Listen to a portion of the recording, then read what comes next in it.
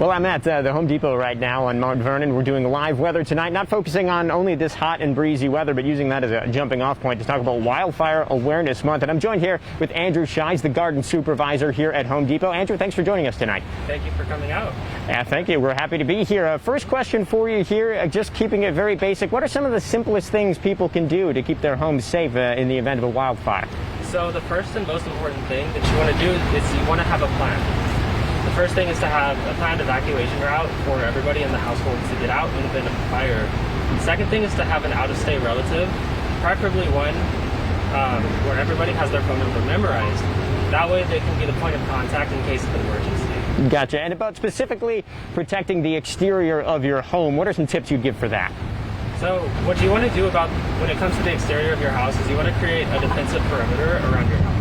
Now that means, one, clearing any dead branches, any leaves, branches that hang close to your house.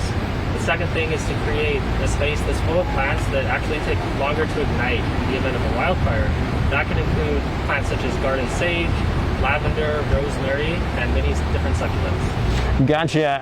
And as far as home improvement, a lot of times people think this is going to be a pretty big investment for home improvement projects. We were talking earlier. It sounds like a lot of this stuff can actually be fairly affordable. Definitely. So it really doesn't have to be a huge investment that you make, but the payoff is huge.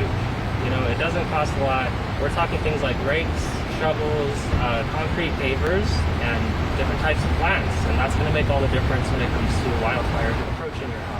Gotcha. And finally, if someone has more questions about this or has a kind of a unique situation, what would you recommend they do? So the first thing that I would recommend is to come on down to the store. We'll be more than happy to help you out.